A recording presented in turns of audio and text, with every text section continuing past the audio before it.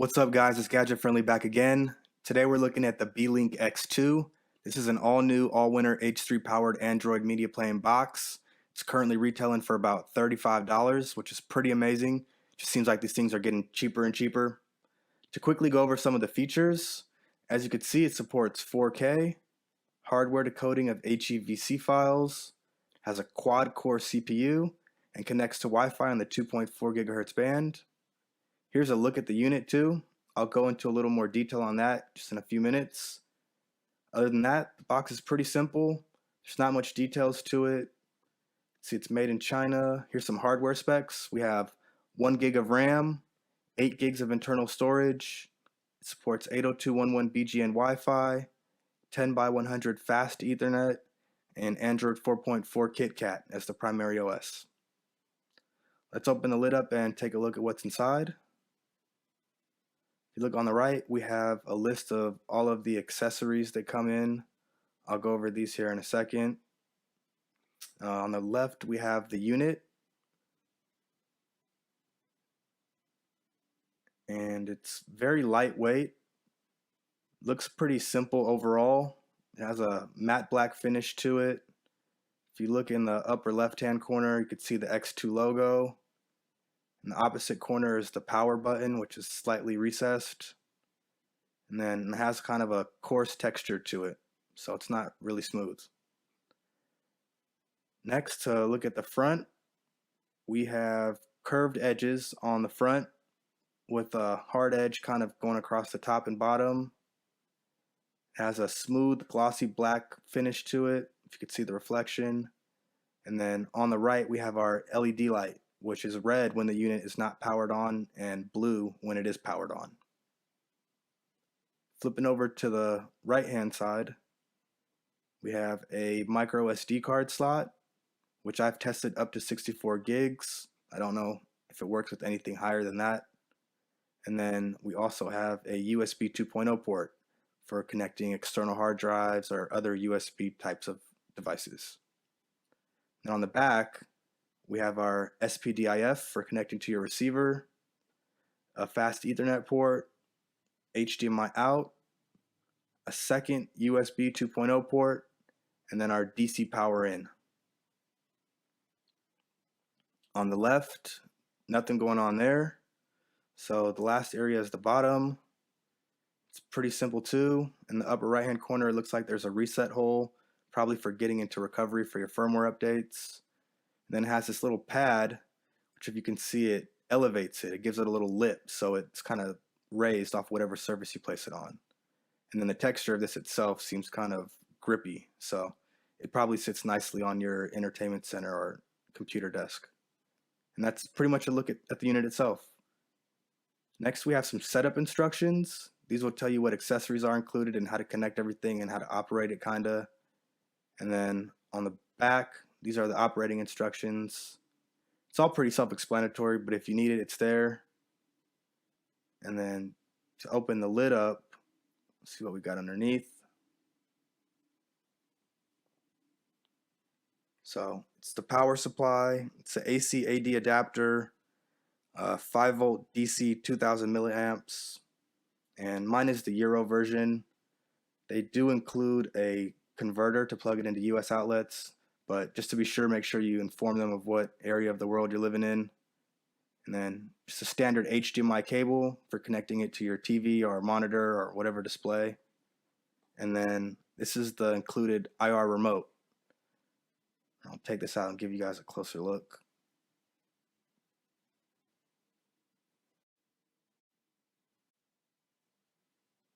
So it's a pretty standard Android TV type of remote. At the least, it'll allow you to use the device out of the box. If you look at the top, we have a power button and a mute button. Underneath those, there's 2 rows of media control buttons. And then we have Android buttons for home, menu, and return. There's also this mouse button here, which will activate a cursor on screen, and you can use your wrist to navigate like that. And then we have our numeric keypad as well. On the back, it looks like it's powered by 2 AAA batteries, so it's non-rechargeable. And then on the top, we have our infrared light, which is how it communicates with the box. And that's it for the remote and pretty much the unboxing. So next, let's power this thing up and take a look at the software.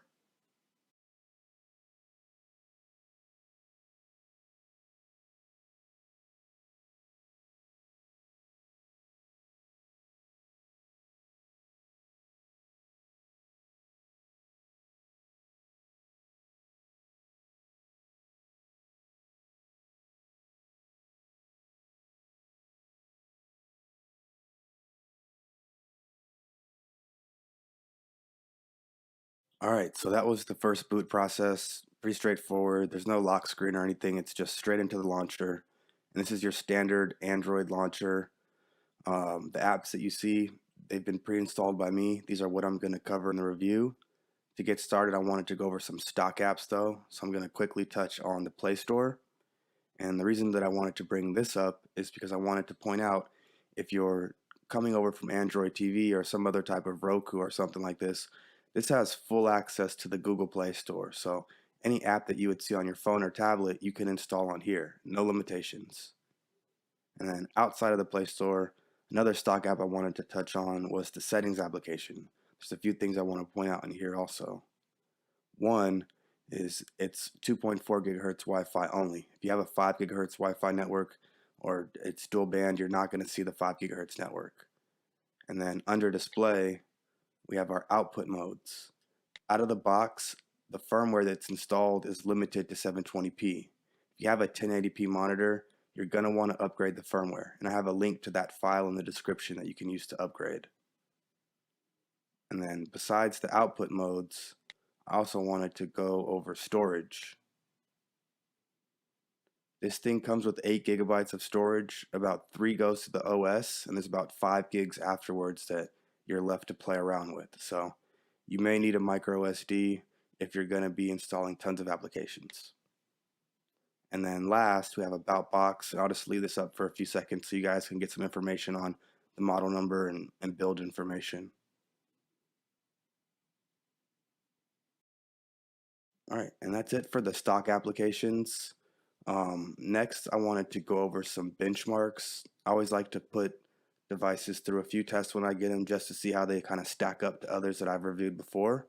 So let's put the X2 to a few different tests and we'll kind of see what results we get in CPU-Z, Antutu, and Antutu Video Tester. So here we have some info on the hardware. It's a quad-core A7 processor at 1.2 gigahertz. 2 cores aren't running by default. Mali 400. We have some info on the device, 1920 by 1080 resolution, 1 gig of RAM. About half of that is in use just running this application amongst OS, and then 5 gigs of space. And then Android version 4.4.2. Root access, some info on the kernel, some info on the build. And then the rest of this stuff really pertains to phones and tablets. And then here's Antutu. Overall score 20,000. Ranking, it's about a little under the Xiaomi Mi 2. If you click over here on details, we can get a score breakdown, which I'll let you guys look at for a few seconds.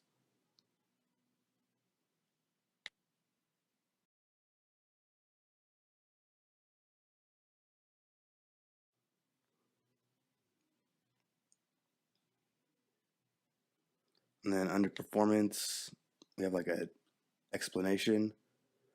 High performance in general surpasses 60% of other devices. Poor gaming performance.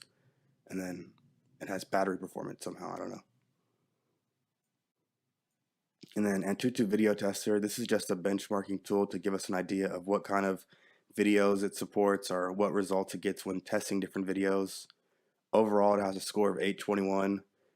I'm not sure how that stacks up to other boxes because it's really my first time using this in reviews. But let's look at fully supported files. And then I'll give you guys a quick look at this.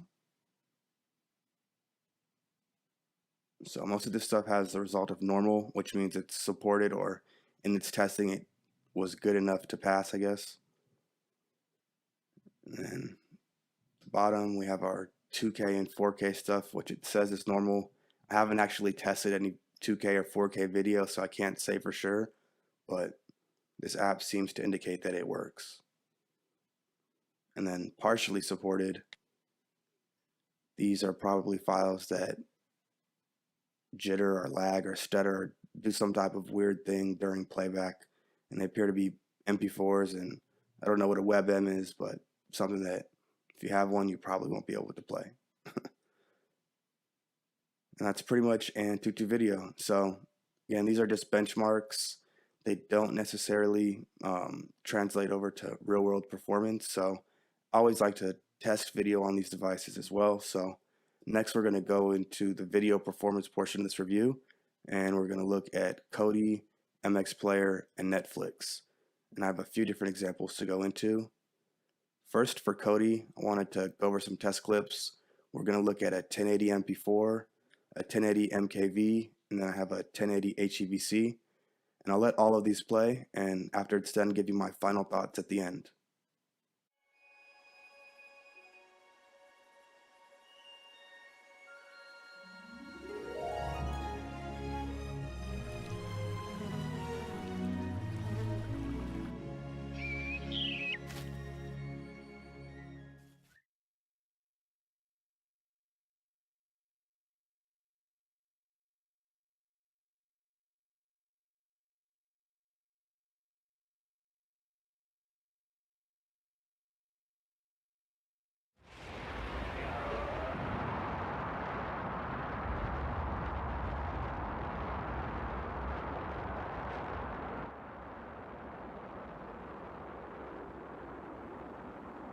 Jerk, Tom. Look, Celia, we have to follow our...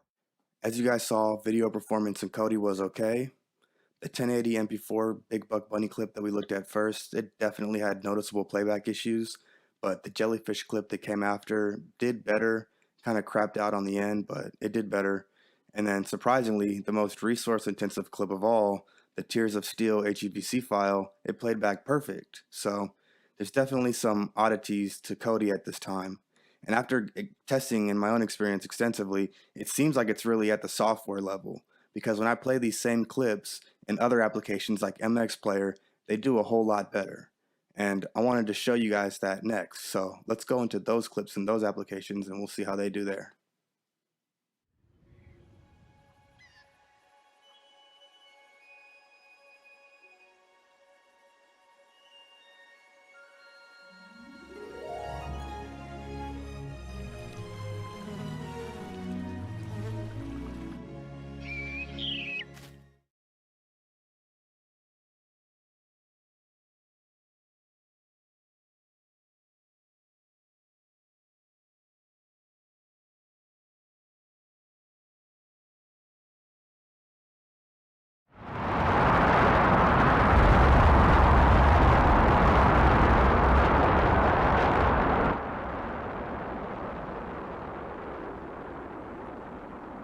Jerk, Tom. Look, Celia, we have to follow our passions. So those same clips played back great in MX Player, definitely better than they did in Kodi. I'm very impressed overall with video performance on this box, at least for the price that it sells for. It is disappointing to see Kodi not playing nice with the Allwinner H3 processor, but it's still very new to the market, so I'm sure it is going to get sorted out in a future update, and then this thing is going to be really hard to beat in terms of price versus performance. To finish up this video part of the review though, the last thing I wanted to go into was Netflix. So let's go in there first and take a look at the user interface. So this is Netflix. It looks pretty much like Netflix on any other Android media player that you've ever used before. Just wanted to scroll through it real quick and give you guys a look at how it operates, how fluid it navigates and stuff like that.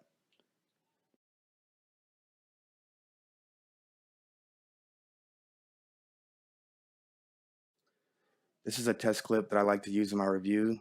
It has a nice overlay that will show us what resolution the video is playing at. So I use it as a way of metering how quickly the device is able to achieve its highest quality. So let's open this up and see how it does and what kind of quality we can expect.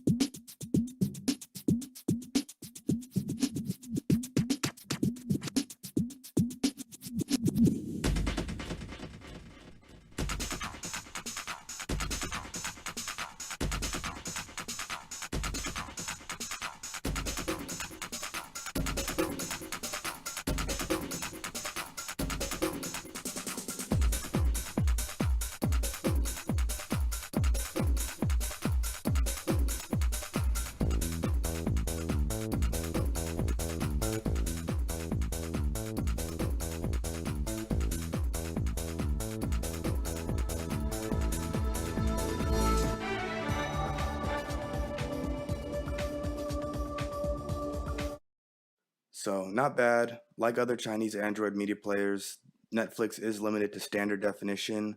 It's not really a surprise in that aspect.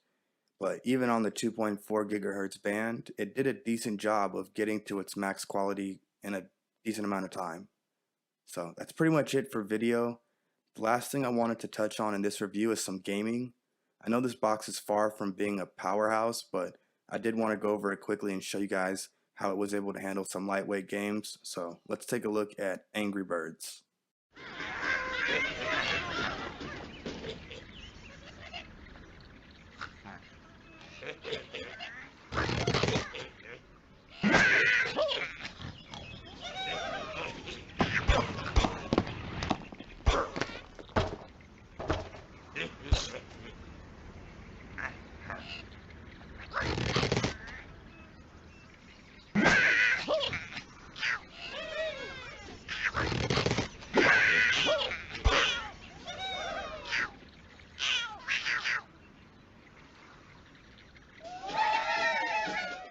So gaming wasn't bad. With that being said, I did test some other games like Angry Birds 2, and performance in the newer version was definitely not as good as in the original. So I wouldn't worry too much about gaming on this box. Video performance wise though, it's exceptional, especially in applications like MX Player. It does still need a little polishing in Kodi, but as a whole, the X2 I feel like is a great value. You're definitely not going to be the $35 price tag for an Android media player box. And the CPU is also new to the market, so it seems promising for an initial release, and I'm excited to see where it goes in the future. Overall, I think it's going to be a game changer as soon as the small kinks get worked out, and I would encourage anyone who's new to these devices or looking for an entry-level budget type of device to give the X2 a shot. So I hope this helps, guys, with giving you a look at the device. If you have any questions, leave a comment, and I'll do my best to respond when I can. Have a good one.